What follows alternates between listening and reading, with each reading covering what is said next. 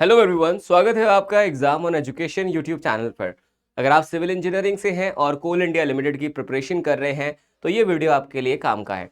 इस वीडियो में मैं आपको बताने जा रहा हूं कि आपके जो सब्जेक्ट की प्रायोरिटी ऑर्डर होनी चाहिए बचे हुए टाइम में, जो मैं मान के चलता हूं 45 से 50 दिन का टाइम आपके पास रहेगा। अब उसमें आप किस तरह से अपनी तैयारी को आगे लेकर के जा सकते हैं। देखिए, पढ़ना आपको ऑलरेडी पता ही है कि सारा कुछ है, बिकॉज कट ऑफ हाई जाती है नो नेगेटिव मार्किंग की वजह से।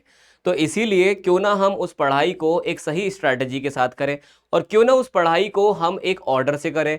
वो एक ऐसा ऑर्डर है जिसमें कम वक्त में आप ज़्यादा सिलेबस भी कवर करेंगे, तो आपको कॉन्फिडेंस भी रहेगा। और जैसा कि आप जानते हैं, जब भी कोई स्टूडेंट अपनी प्रिपरेशन को शुरू करते हैं तो उनकी प्रिपरेशन का जो इनिशियल दौर होता है, उनका जो प्रिपरेशन का इनिशियल दौर होता है, उसमें अगर हम कंपैरिजन करें टाइम को और हम यहाँ पर देखें मोटिवेशन को, तो ये बात आप सभी को पता है, बिकॉज आप सब मेरे स्टूडेंट्स रह चुके हैं और आप ऑलरेडी स्टूडेंट हो भी, एस्पिरेंट हो, आपने तैयारी पहले भी करी है। आपका जो मोटिवेशन होता है स्टार्टिंग में वो एकदम सैचुरेशन पे होता है, और उसके बाद ये धीरे धीरे करके नीचे आना शुरू हो जाता है टाइम के साथ। तो क्यों ना जब ये सबसे टॉप पर चल रहा हो, इसी वक्त हम लोग अपना 80% जो काम है वो पूरा कर लें, और बाकी 20% के लिए इतना टाइम बहुत है, तो मोटिवेशन कम भी होगा तो चलेगा। अब एक क्वेश्चन था जो मेरे लाइव क्लास के दौरान जो मेरे स्टूडेंट हैं उन्होंने मुझसे पूछा था कि what will be the level of the exam. तो इस वीडियो में हम उसी के ऊपर बात करेंगे। एक तो लेवल के ऊपर बात करेंगे, और दूसरा हम बात करेंगे कि किस तरह से हमें अपने पूरे के पूरे सब्जेक्ट्स को लेकर के जाना है। सिविल इंजीनियरिंग के अंदर मैंने एक अलग अलग 17 जो हमारे अलग अलग सब्जेक्ट्स हैं, जिसमें टेक नॉन टेक दोनों जोड़ के बता रहे हैं हम। यहाँ पर जो सब्जेक्ट्स हैं टोटल, उनको हम अलग अलग टीयर में डिवाइड किए हैं। जैसे फॉर एग्जाम्पल यहाँ पर हम बात करते हैं अगर टीयर 1 की, तो टीयर 1 में 5 सब्जेक्ट्स आते हैं, जो कि हैं soil mechanics and foundation engineering, transportation engineering, environmental engineering, RCC and steel structure.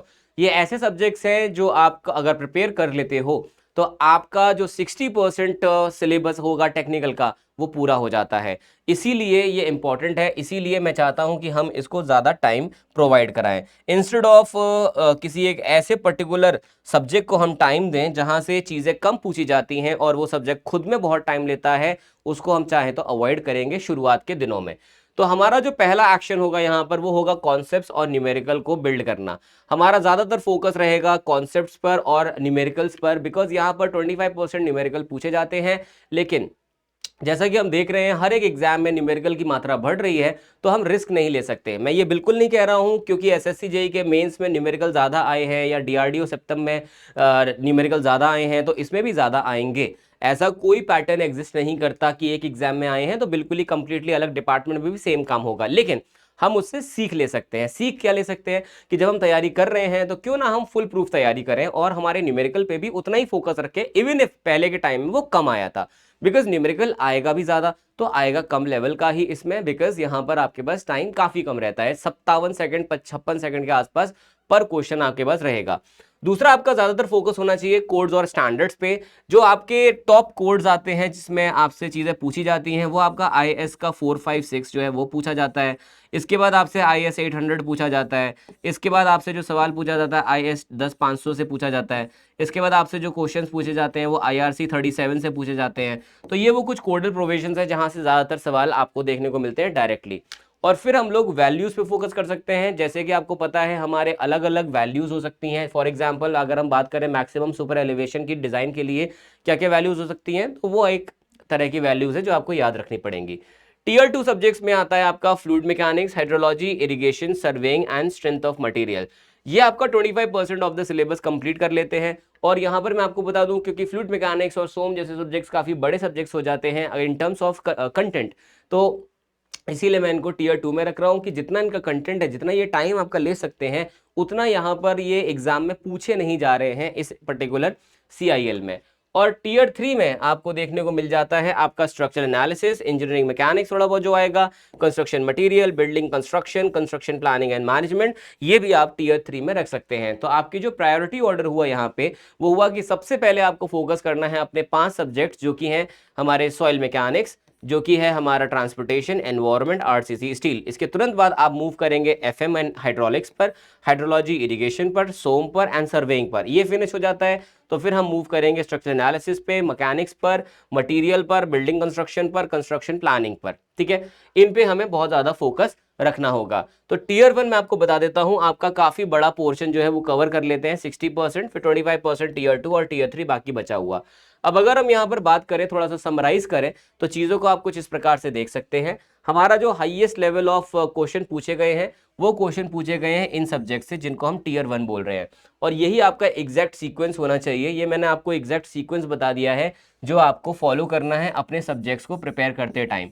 अगर आप इस सीक्वेंस को फॉलो करते हो तो हो सकता है आप कंफर्टेबल फील ना करो, बिकॉज आप अपना फेवरेट सब्जेक्ट शायद पहले पढ़ना चाहोगे, लेकिन ये जो अगर सीक्वेंस आप फॉलो करते हो तो 100% आपको जो सक्सेस है वो मिलने के चांसेस बढ़ जाते हैं, बिकॉज हम कम टाइम में ज्यादा सिलेबस कवर कर रहे हैं। ऐसा सिलेबस भले ही वो दिखने में कम हो, भले ही यहां पर आपको देखे कि transportation in comparison to fluid mechanics छोटा है, लेकिन ये तो और अजीब बात हो जाएगी, क्योंकि भाई ट्रांसपोर्टेशन से ज्यादा क्वेश्चन पूछे गए हैं, 13 से 15 नंबर के क्वेश्चन पूछे जाते हैं इन कंपैरिजन टू, अगर हम देखते हैं यहाँ पर फ्लूइड मैकेनिक्स को, राइट। तो इसीलिए थोड़ा सा यहाँ पर चैलेंज हो जाएगा कि भाई ज्यादा कंटेंट वाली चीज को अगर हम पहले पढ़ ले, भले उसका क्वेश्चन कम आ रहे हो, तो वो चीज हमें करने से बचना है, अवॉइड करना है, ठीक है।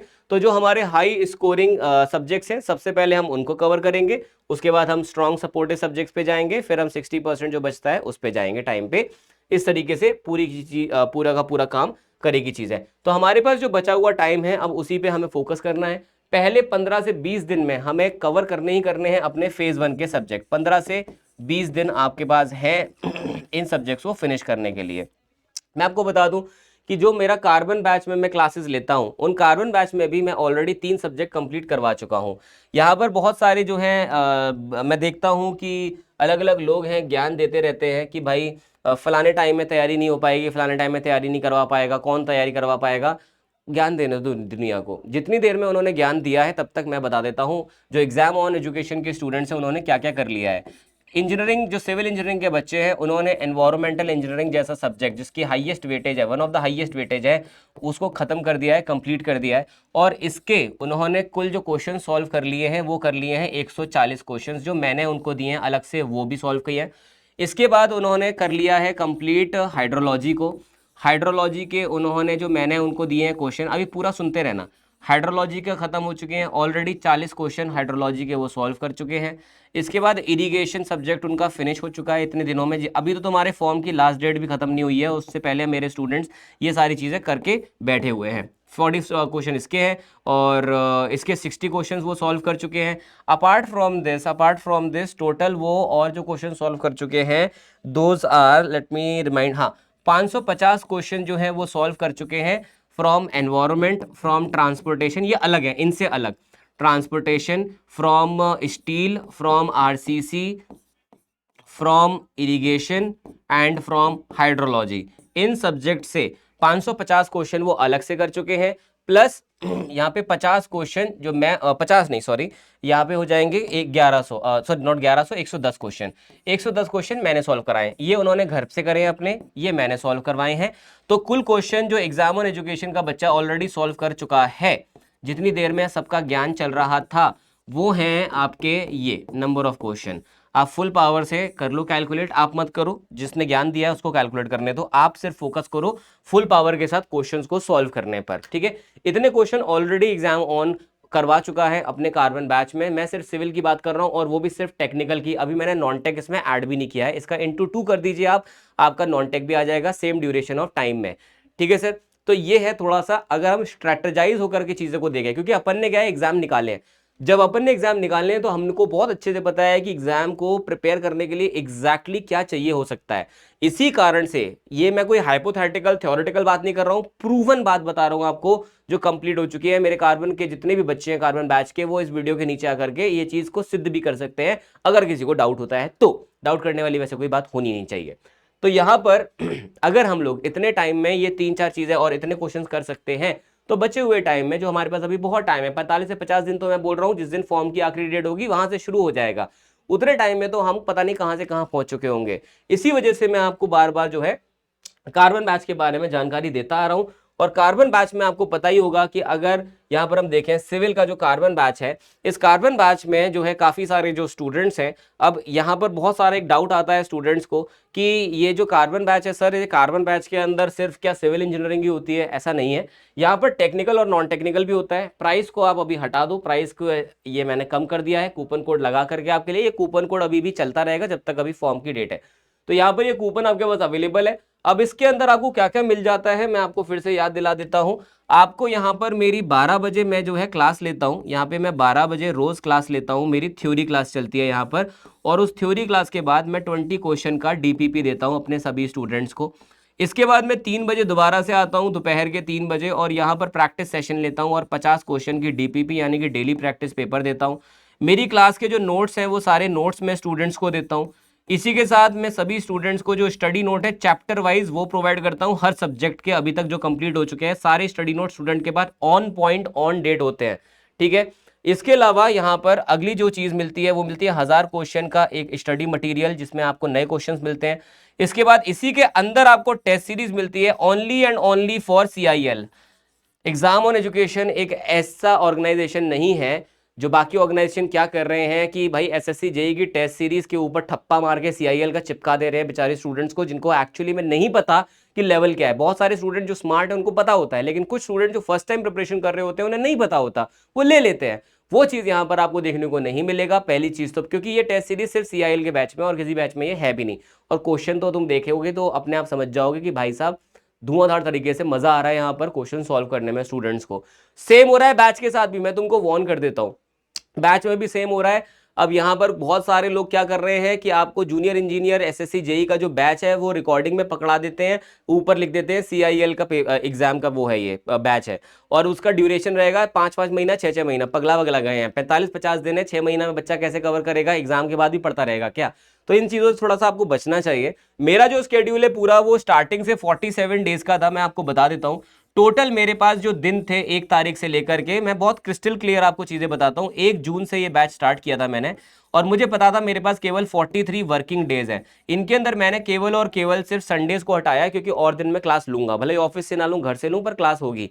तो यहाँ पर मेरे 43 डेज थे, और मैंने यहाँ पर 43 वर्किंग डेज में से 47 डेज का प्लान इसलिए बनाया क्योंकि पॉसिबल नहीं था इतना ज्यादा उसको कंसाइज करना।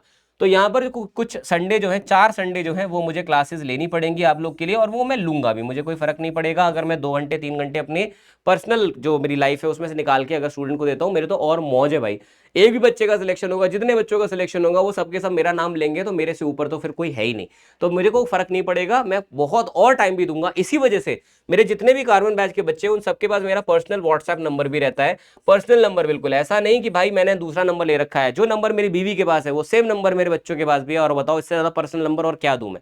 ठीक है, तो आपके पास मेरा पर्सनल नंबर रहता है, स्टूडेंट जब चाहे तब मेरे को मैसेज करके अपने डाउट्स पूछते हैं।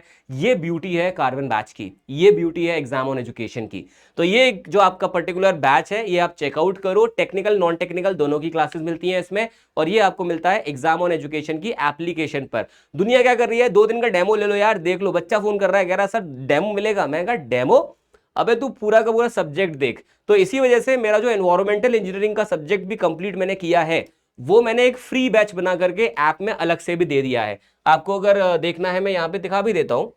अगर हम कोर्सेज में जाते हैं तो आपको एक फ्री बैच देखने को मिलता है एनवायरमेंट का एक फ्री बैच बना दिया है। ये एग्जैक्टली वही वीडियोस है जो मैंने अपने कार्बन बैच में ली थी, एग्जैक्टली मैंने इसका एक फ्री बैच बना करके आपको सारी वीडियोस दे दी। इसमें डीपीपी भी दी है, जो मैं हर 20 क्वेश्चन बोलता हूँ ना देता हूँ, मैंने इसमें वो भी दिए हैं। ठीक है, आपको चेक करना है वो भी चेकआउट करो। 140 क्वेश्चन आपको इसमें भी मिल जाएंगे, क्योंकि 7 दिन में मैंने खत्म किया है इसको।